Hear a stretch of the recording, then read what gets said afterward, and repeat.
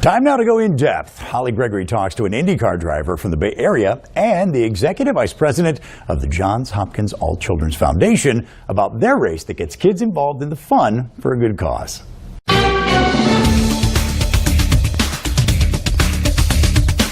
One of the best things connected to Race Week in St. Pete is a benefit for sick kids who are in the hospital, and that is the annual Kart4Kids race. And we have with us Janine Rabin from Johns Hopkins All Children's Hospital, and of course also Sebastian Bourdais, the IndyCar driver who won last year's Firestone Grand Prix, to tell us more about Kart4Kids. Thank you both for being with us. Well, thank you. Thanks for having us. And I'll start with you, Sebastian. Kart4Kids, it's in its 8th year. It benefits kids who need it the most. Tell us more about it. Yeah, it all started obviously following Dan Weldon's passing. Yes. It was the Porsche Club that kind of got it all started, and it grew from $8,000 charity to $130,000 charity last year, involving Firestone and IndyCar, and thanks to the Grand Prix moving the venue from Anderson Race Park to the actual Grand Prix track at downtown St. Pete. So really just grew from something very small to something pretty significant for the hospital and for the kids. And being the local, I kind of took over from Patrick Long, who used to be the link with the pro drivers, and really honored to do that. It's just a great cause, and there's a lot of people behind it. And Dan Weldon, of course, another local race car driver who unfortunately passed away doing the sport that he loved many years ago. This started to honor him, and the proceeds go to benefit Johns Hopkins All Children's Hospital. And Janine, talk about what those funds are used for. Sure. So as Sebastian was saying, the race has just advanced and grown so much in these past years. So what started as about $6,000 a year is now $130,000 a year. Great. So we think this is the year that over a total of $500,000 over the 8 years of the race, that will be the grand total. And that's significant when you have a community group like Kart4Kids invest in a hospital like ours. It's the second biggest fundraiser that another group does to benefit us each year, and they've supported a variety of things. Last year with their gift, it supported the purchase of 3 EEG units and also an ECMO unit. So it's very important to Kart4Kids and the committee to be investing in things that are directly helping the kids and their families and their care. So just a variety of things throughout the hospital, but most recently some great equipment for us. All right, and Sebastian, you call St. Pete home, and to be able to help out and know that this goes directly to families. I mean, for those of us who have healthy children, you have to stop and remember what a blessing it is to have those healthy kids, but to know that there are families who are going through things that are so hard with their children, and to be able to help out. What's that like for you?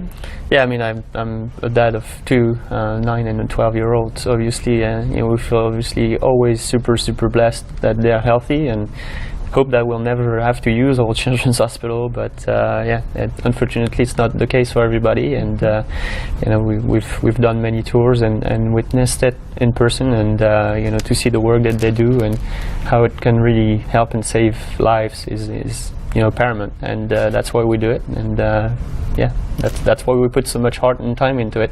Well, tell me more about Kart4Kids. When is the race? What will people see? Who gets to do it? All the details. Yeah, so there's quite a few details that the fans can see on the website, which is Kart4 with the number 4kids.org.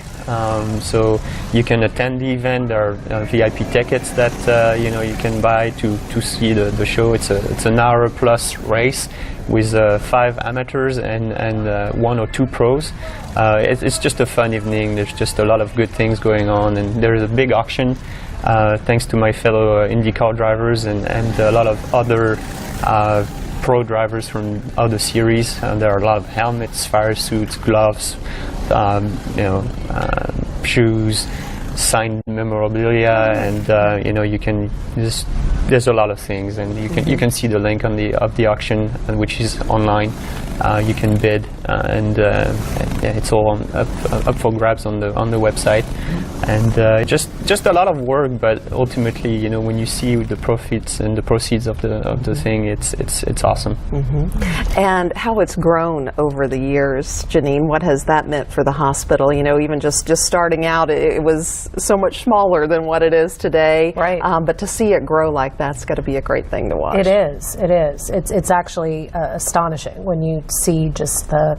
I was actually looking at the bar chart and seeing the growth. And so what happens when new money like that is raised is that we're able to completely turn around and be able to impact care for the patients. So we're a nonprofit hospital. It requires nonprofit partnership from people in the community, groups like Kart4Kids, to be making gifts to us. And so the difference it makes is directly impacting care, and that is an important element to this group. Yeah, I think the only thing worse than going through a health problem yourself is to see your children go through it. What sort of support services do you provide for the families? I mean, that's just such a hard thing to watch. Definitely. Your child go through.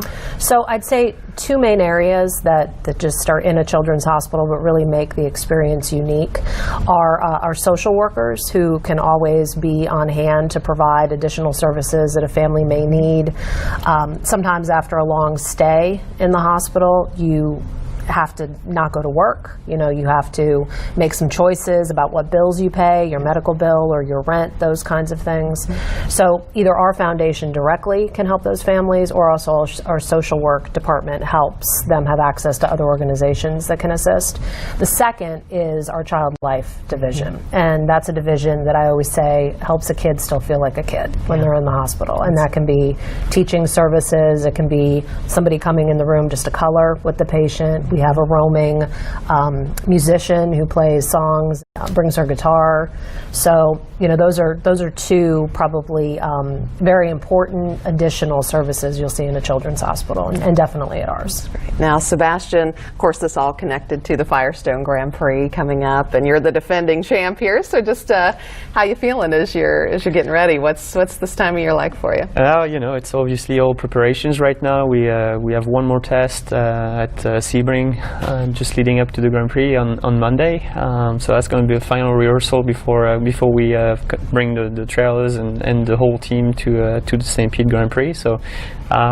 You know, obviously we've been fortunate enough to win it the last 2 years. Not always purely on speed, but just kind of benefited from incidents and just did our homework and execute it. So it's always a bit of a chaotic race. I think it's the first one, and everybody kind of gets back in the saddle, and everybody wants it a little too hard sometimes. So you know, it's just if you keep your nose clean and you can go through all the little incidents without the scratch, usually you can finish pretty well. And you know, obviously the support of the community has been great and growing for me, and really making me feel part of it. Yeah, it's just been really awesome to win at home like that in front of friends and family. And obviously we have stability in the team with Delcon Racing and Vaston & Sullivan. We have great sponsors with you know, our big title sponsor with Sailmaster, and it's just Honda is very involved with us, and I guess we'll just give our very best and hope that it happens again. Well, thank you both for being here, and good luck to you on the race. And Kart4Kids, Kart, the number 4 Kids, to find out more if you want to bid on the auction items, or to find out more about the race, and goes to such a great cause in our community. So thanks both for coming to tell us about it. Thank you. Thank you.